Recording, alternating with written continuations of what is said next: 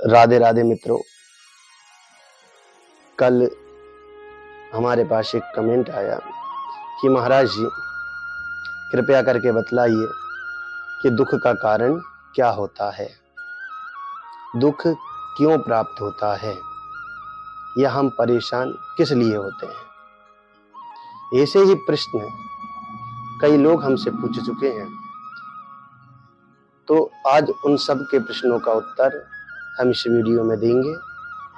आपके भी मन में किसी भी प्रकार का प्रश्न हो तो वीडियो में कमेंट कर कर जरूर बतलाएं, जिससे कि हम आगे आने वाली वीडियो में आपके लिए उस प्रश्न का उत्तर दे सकें। और हमारे चैनल को सब्सक्राइब करें, जिससे कि आपके उत्तर आप तक पहुंचे और आपको हम संतुष्ट कर सकें। तो हम उन की बातों पे चलते हैं जिन्होंने पूछा था कि दुख का कारण क्या है। दुख का कारण है आसक्ति। किसी भी वस्तुतः चीज पर, किसी भी जीव पर, किसी भी मनुष्य पर अगर आपकी आसक्ति है तो दुख का कारण वही है। अगर आपकी आसक्ति नहीं किसी भी वस्तु पर या किसी भी जीव पर, तो आपको दुख कोई प्राप्त नहीं करा सकता। क्यों हमें दुख क्यों प्राप्त होता है भाई? हमें आसक्ति है सम्मान की कि हमें सम्मान मिलना चाहिए, हम गए हमें सम्मान नहीं मिला, हम दुखी हो गए। हमें आसक्ति है धन की, हमें धन प्राप्त नहीं हुआ, अगर धन प्राप्त नहीं हुआ तो हम दुखी हो गए। हमें आसक्ति है स्त्री में, अगर हमें स्त्री नहीं मिली, हमें वह जिससे हमें आसक्ति है वह स्त्री ने हमसे बात नहीं की तो हम दुखी हो गए। अगर हमें परीक्षा में पास होने के लिए आसक्ति है, हम परीक्षा में पास होना चाहते हैं और वह हमें ना मिला, ना हम पास हुए, तो हम दुखी हो गए। अगर हमारा पुत्र हमारे मन मुताबिक नहीं निकला तो हम दुखी हो गए। क्यों?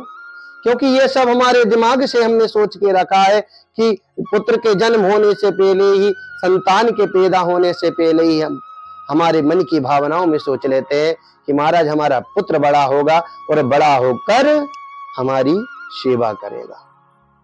लेकिन जब वह बड़ा होता है और कुमार्ग पर निकल जाता है और तब पिता की सेवा नहीं करता तो पिता दुखी होता है कि मैंने तो चाहा था, मैंने तो अपनी संतान उत्पन्न इसलिए की थी कि मेरे अंत काल में यह मेरा सारथी बनेगा, मेरा साथ देगा और मेरी सेवा करेगा। लेकिन उसने ये कुछ नहीं किया। क्यों? क्योंकि वह कुमार्ग में चला गया।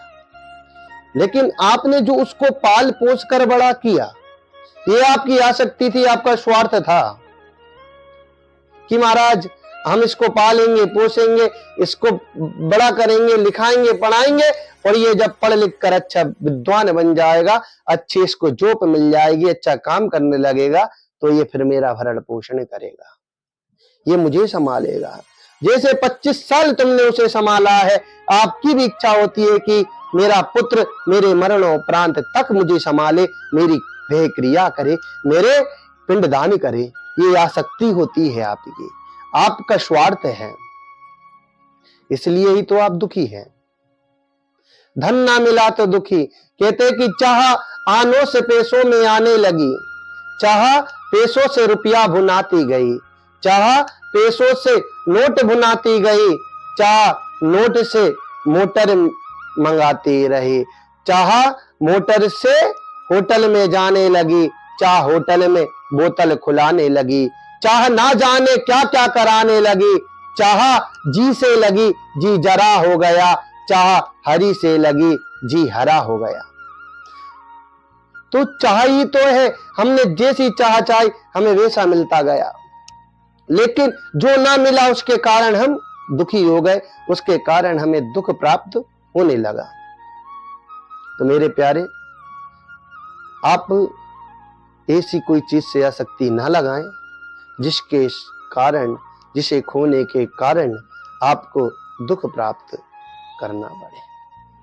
अगर आसक्ति लगानी है, अगर आपको स्वार्थ रखना है, तो मेरे ठाकुर जी से रखिए, बिहारी जी से रखिए। वह बिहारी जी आपसे कभी दूर नहीं जाएंगे और आपका हर दम पर सहयोग करेंगे। ये ठाकुर जी की लीला होती है। वे हमेशा आपके साथ रहेंगे, आपको कभी दुखी नहीं कर सकते।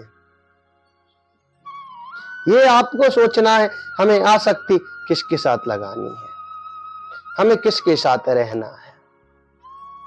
जीवन पर्यंत हम उन बच्चों के लिए कमाते हैं, उन बच्चों के लिए पालते हैं जो बच्चे बुढ़ापे में आकर आपको छोड़ देते हैं। क्यों? ऐसी कमाई से क्या मतलब?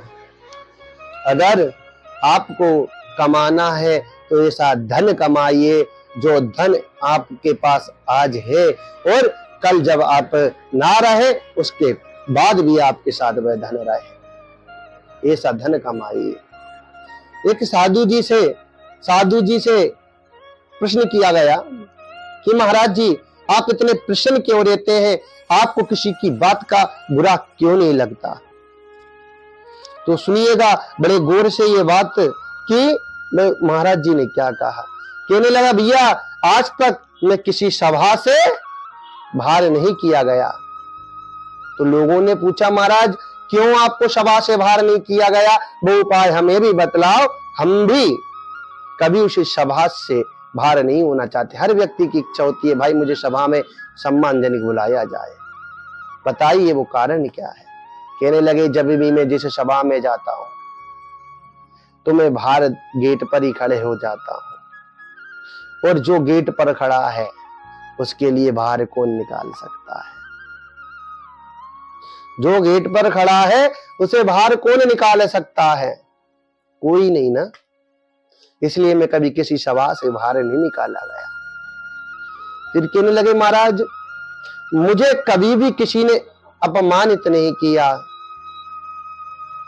तो लोगों ने पूछा आश्चर्यचकित होकर महाराज जी आपने इतना जीवन व्यतीत कर दिया और आपका आज तक किसी ने अपमान नहीं किया? तो महाराज जी ने कहा हाँ। तो कहने लगे कोई उपाय हमें भी बतलाओ, हम भी अपमानित नहीं होना चाहते। तो साधु ने बहुत सुंदर बात कही। कहने लगे प्यारे अपमान की और सम्मान की चाह आज तक मैंने रखी ही नहीं। कभी मैंने सोचा ही नहीं कि कोई मेरा सम्मान करे और जब मैंने सोचा ही नहीं कोई सम्मान करे तो मेरा अपमान कैसे हो सकता है। मैं सभी स्थितियों में एक सा रहता हूं, ना मेरा कोई अपमान कर सकता है ना सम्मान कर सकता है। अपमान तो उसका होता है जिसे सम्मान की इच्छा हो, जो सम्मान चाहता हो। मैं सम्मान चाहता ही नहीं, जो मुझसे जैसा बोले दे वो मेरे हरि की वाणी है। मैं उसमें भी अपना सम्मान ढूंढ लेता हूं। अपमान में भी जो सम्मान को ढूंढ ले उस व्यक्ति का कभी अपमान नहीं हो सकता। इसलिए अगर आपको आपके दुखों का शमन करना है, दुखों का नाश करना है तो सर्वप्रथम अपने विचार शक्ति को बढ़ाइए और यह सोच लीजिए कि हमें किसी में आसक्ति नहीं करनी। आसक्ति पतन का कारण होती है। सिर्फ हमें ईश्वर में आसक्ति रखो जो कि हमें ब्रह्म परमात्मा अपनी शरण में बुलाए और हमें अपना दास बनाए। यही तो है। दुख और सुख कोई आपको नहीं देता। दुख को पाने वाले भी आप हो, सुख को पाने वाले भी आप हो, दुख का कारण भी आप हो और सुख का कारण भी आप हो। कोई भी व्यक्ति ऐसा नहीं संसार में जो आपको दुखी कर सके, क्योंकि आपके अंदर जो आत्मा स्वरूप मेरा ब्रह्म बैठा हुआ है वह सिंधु राशि है, वह आनंद सिंधु राशि है। उसका नाम ही आनंद सिंधु राशि है, तो उसे दुखी कौन कर सकता है। हाँ, जब आप खुद होना चाहे दुखी तो इसे कर्म करिए जिससे आप दुखी हो जाएं। अगर सुख प्राप्त करना चाहे तो इसे कर्म करिए जिससे आपको सुख प्राप्त होवे। और ध्यान रखिए परमात्मा का साथ कभी मत छोड़िए, क्योंकि जब संसार में कोई आपका साथ नहीं देगा उस समय आपका साथ देने वाला वो परब्रह्म परमात्मा ही होगा, जो आपको अपने गोदी में लेकर स्वधाम तक ले जाएगा। इसलिए ठाकुर जी का हमेशा ध्यान रखते रहिए और कहते जाइए श्री कृष्ण गोविंद हरे मुरारे। हरे कृष्णा कृष्ण कृष्ण हरे हरे, हरे राम राम राम हरे हरे। ऐसा भगवान का नाम लेते जाइए, आपका निश्चित ही उद्धार होगा और आप कभी भी दुखी नहीं होंगे। हमारी वीडियो अगर आपको पसंद आई हो, अगर अच्छी लगी हो, तो इसे शेयर करिए, लाइक करिए, सब्सक्राइब करिए, जिससे कि आने वाली वीडियो आप तक पहुंच सके। और अगर आपके हृदय में, आपके मन में किसी भी प्रकार का प्रश्न हो तो हमारे वीडियो में कमेंट कर जरूर बतलाएं, जिससे कि आगे आने वाली वीडियो में आपके प्रश्नों का उत्तर हम दे सकें। बोलिए श्री राधा रानी सरकार की जय। बोलिए श्री वृंदावन बिहारी लाल की।